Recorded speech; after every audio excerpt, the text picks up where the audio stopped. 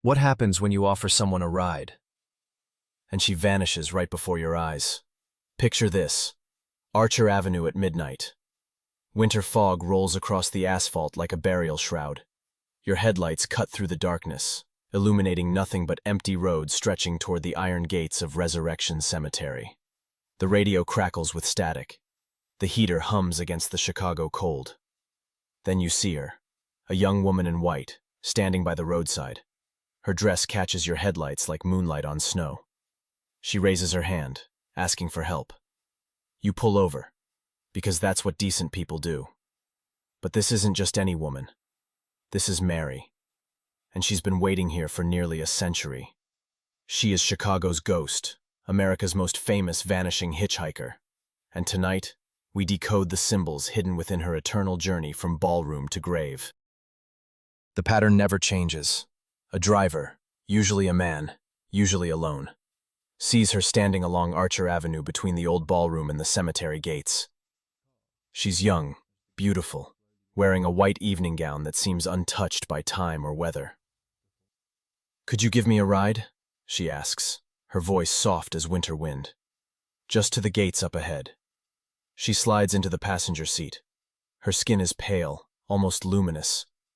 She says little during the short drive, perhaps mentioning she's been dancing, perhaps that she needs to get home. But as the car approaches the imposing iron gates of Resurrection Cemetery, something impossible happens. She turns to thank the driver, and in that moment, in the space between one heartbeat and the next, she's gone. No sound of a door opening, no footsteps on gravel, just the lingering scent of roses and the terrible certainty that you've just encountered something beyond the realm of the living.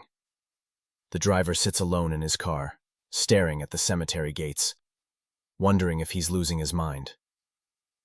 But he isn't. Because this story has been repeated hundreds of times over 9 decades. This isn't just a ghost story. It's a collective memory haunting an entire city. The legend crystallized in the winter of 1934, though its roots reach deeper into Chicago's jazz-soaked 20s. The story begins at the Oh Henry Ballroom, later renamed the Willowbrook Ballroom, where young couples danced away the hardships of the Depression era. According to the most persistent version, a young woman attended a dance that December night. She argued with her boyfriend, stormed out into the bitter cold, and began walking home along Archer Avenue in her white evening gown. A car struck and killed her in the darkness. Her parents, devastated, buried her in that same white dress at Resurrection Cemetery. But death, it seems, could not end her need to return home. The first documented encounter occurred in 1939, when Jerry Pallas, a Chicago Southsider, met a blonde woman at Liberty Grove and Hall. They danced together, and he offered to drive her home. As they traveled down Archer Avenue, she directed him toward the cemetery. When he looked to speak to her near the gates, she had vanished from his moving car. Pallas wasn't the last. Throughout the 1970s, sightings multiplied. Taxi drivers reported picking up a fare at nightclubs like Chet's Melody Lounge, only to discover their passenger had disappeared without paying. The woman always requested the same destination, Resurrection Cemetery.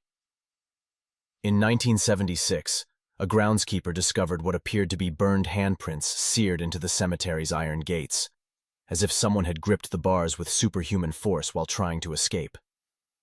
The cemetery management claimed maintenance work had caused the marks, but locals saw something more sinister: evidence of Mary's desperate attempt to return to the world of the living.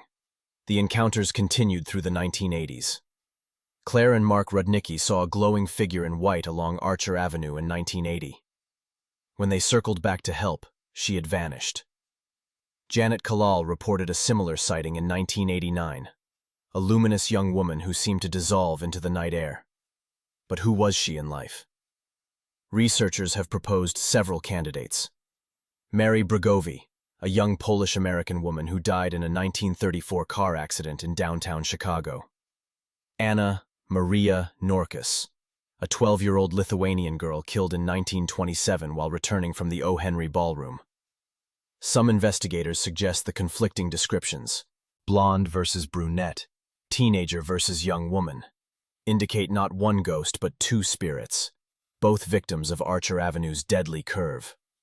Yet despite decades of investigation, Mary's true identity remains as elusive as her ghostly form. Perhaps that's exactly as it should be. To understand Resurrection Mary, we must decode the symbols she embodies. Every element of her story carries deeper meaning, transforming a simple ghost tale into a complex meditation on death, memory, and urban anxiety. The white dress is perhaps the most potent symbol. White traditionally represents purity and innocence, but it also evokes death's shroud, the color of mourning in many cultures. Mary's gown connects her to brides and angels while simultaneously marking her as a corpse. She is forever frozen at the moment between celebration and tragedy, between the dance floor and the grave. Her journey from ballroom to cemetery maps the ultimate human passage, from life's joys to death's finality. The ballroom represents everything vibrant and social: music, movement, romance, community. The cemetery is its opposite: silence, stillness, isolation, endings.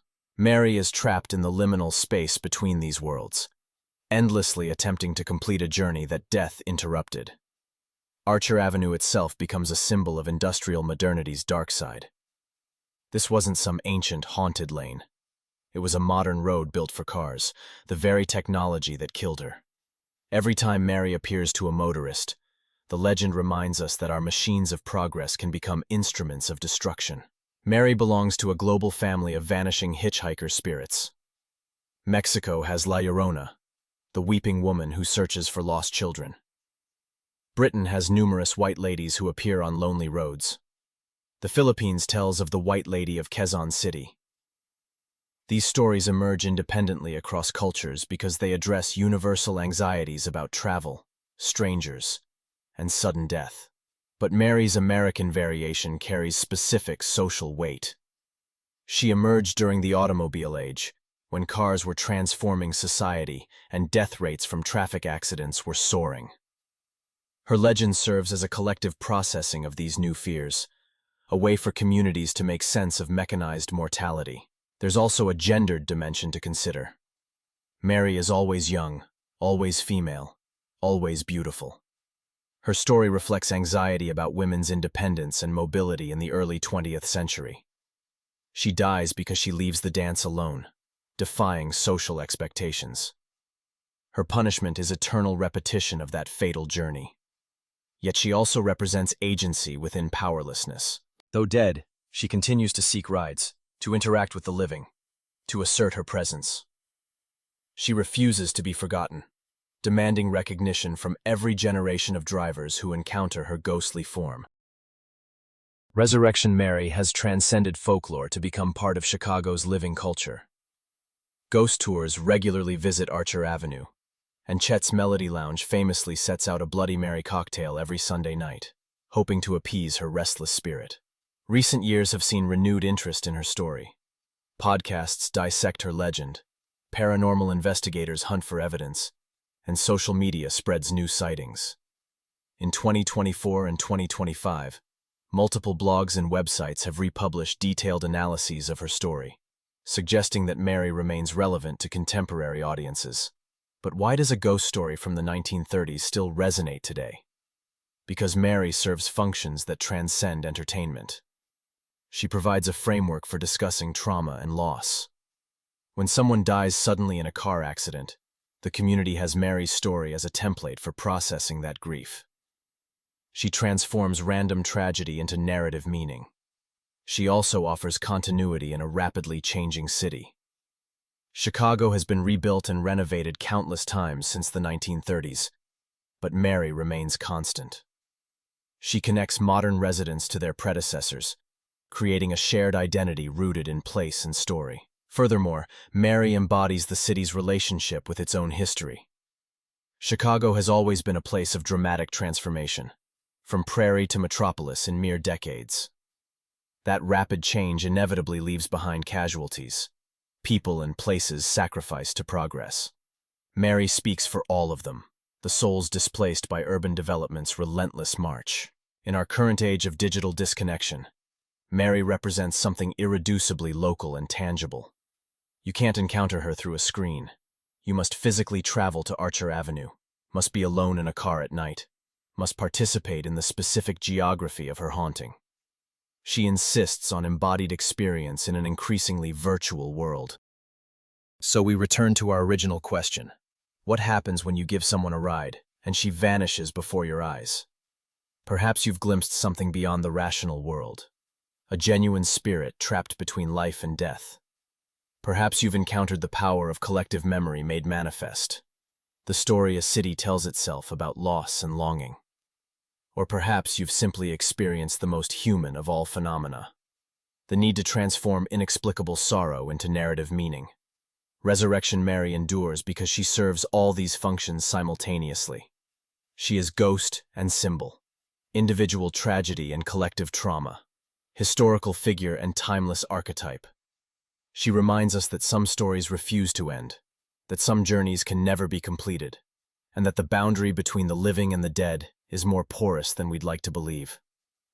On winter nights, when fog rolls across Archer Avenue and headlights cut through the darkness toward Resurrection Cemetery's iron gates, drivers still report seeing her, a young woman in white, eternally beautiful, eternally lost, eternally seeking her way home. The question isn't whether Mary is real. The question is whether we're brave enough to stop when she raises her hand in the darkness, knowing that some passengers may disappear before reaching their destination. But then again, don't we all?